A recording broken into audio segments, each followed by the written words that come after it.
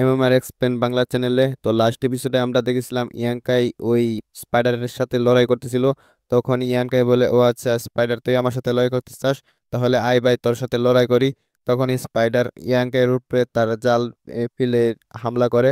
তখন ইয়াংকা ওই হামলাকে ডস করে সামনের দিকে এগিয়ে যায় এবং বলে আজকে তোকে মারিয়ে ছাড়বো। তখনই সে একটি জোরে হিট করে এবং ইয়াংকাই ওই স্পাইডারকে একটু দূর করার চেষ্টা করে, কিন্তু ইয়াংকের হাতে স্পাইডার তার পা উঠিয়ে ইয়াংকের হাতে লাগিয়ে দেয়। তখন ইয়াংকের ব্লাড বাড়ায়, অনেক ব্যথাও পায়। তখন বলে বাপ রে কি ব্যথা রে বাবা, অনেক ব্যথা পেয়েছে। তখন ইয়াংকে ওই স্পাইডার উপরে হামলা করে এবং ইয়াংকে ওই স্পাইডার উপরে বাড়ি পড়ে।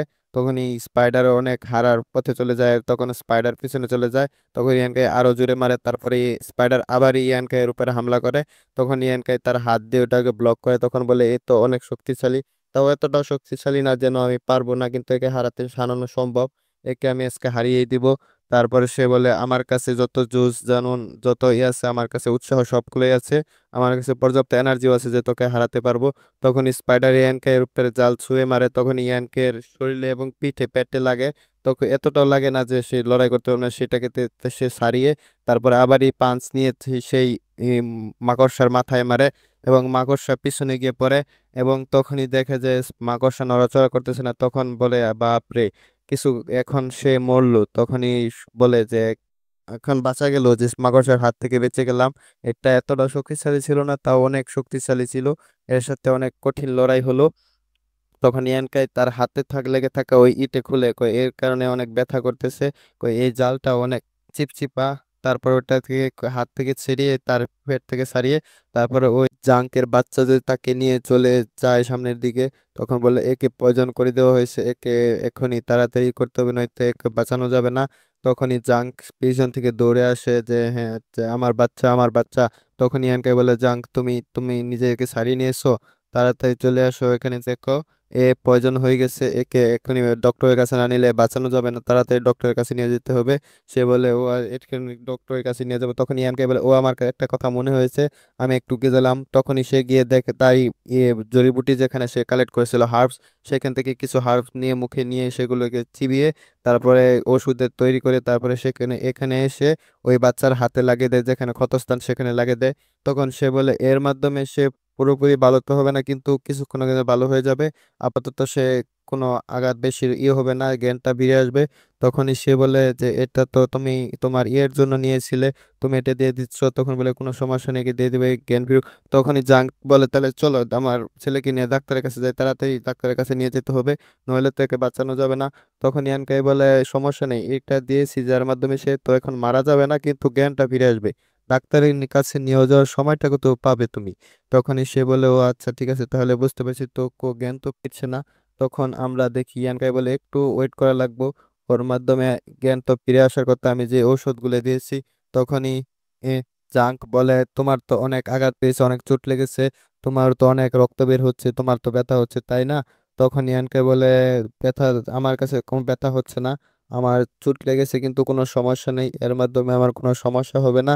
আগে তুমি একে ডাক্তার কাছে নিয়ে যাও, আমার এই সাধারণ চোটে কোনো সমস্যা হবে না, এগুলো আমার কোনো সমস্যাই হবে না, কারণ আমি কাল্টিভেটর। তখন বলে কিন্তু এগুলো তো অনেক রক্ত বেরোচ্ছে, অনেক ব্যথা তো হচ্ছে মনে হয়। তখন ইয়ানকে বলে কিন্তু আমি জানি না কেন ব্যথা হচ্ছে না, ব্যথা হচ্ছে না আমার, আমার চোট লেগেও কেন জানি মনে হচ্ছে আমার চোট লাগছে না। তখন ইয়ানকের আশপাশে একটি স্পিরিচুয়াল এনার্জি আমরা দেখতে পাই। তখন ইয়ানকের একটা মনে হয় ও আচ্ছা আমার একটা কথা মনে হয়েছে, আমি একটু ভিতরে গিয়ে দেখে আসি গুহার ভিতরে। তখন ইয়ানকাই সেই গুহার ভিতরে চলে যায়। তখন ইয়াংকে গুহার ভিতরে গিয়ে বলে যেটার জন্য আমি এসেছিলাম, স্পিরিচুয়াল ফ্লাওয়ার, সেটা আমি এখানে পেয়ে গেছি। এটা পাওয়ার একটি নিয়ম হলো যেখানে অনেক অন্ধকার ডার্ক থাকে আর যেখানে আশপাশে অনেক লাশ বা কোনো মৃতদেহ থাকে সেখানে এই হার্বটি জ্বালায়। আর এটা এখানে একেবারে উপযুক্ত জায়গা, এখানে গুহা, যার মাধ্যমে লাইট আসে না, এখানে অন্ধকার থাকে।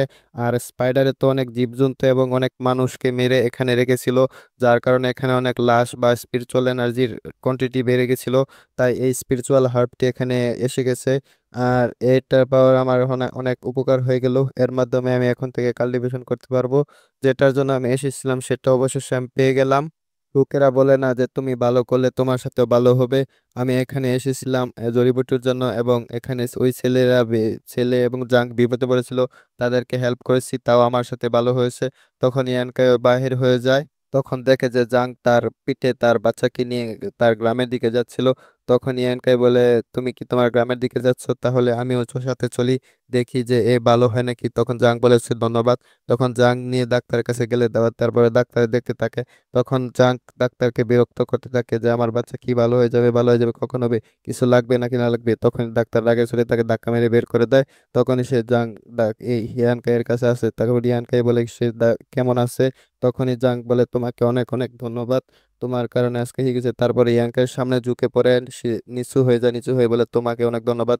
ডাক্তার বলেছে যদি আর একটু দেরি হতো তাহলে আমার বাচ্চাকে বাঁচানো যেত না, তুমি তোমার ওই হার্ব দিয়ে আমার বাচ্চাকে এই করে দিয়েছো। ডাক্তার বলেছে এই হার্ব দেওয়ার কারণে আমার বাচ্চাকে আমি আরো বাঁচাতে পেরেছি। আর কিছুক্ষণ দেরি হলে বলে আমার বাচ্চা বাঁচতো না। আর তার সঠিক টাইমে ওই হার্ব জড়িবুটি লাগিয়ে দেওয়ার কারণে সে অনেকটুকু সুস্থ হয়ে গেছে। এখন ডাক্তার বলেছে কিছুক্ষণের মানে সুস্থ হয়ে যাবে।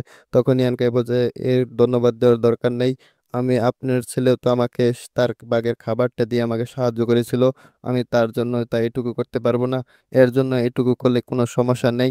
সে যদি আমাকে খাবার দিত তখন তো আমিও ক্ষুধায় ছিলাম, সেও আমাকে সাহায্য করেছে, তার বিনিময়ে ধরুন আপনাকে আমি সাহায্য করে দিলাম, এর জন্য আমাকে থ্যাংক ইউ বলার কোনো দরকার নেই।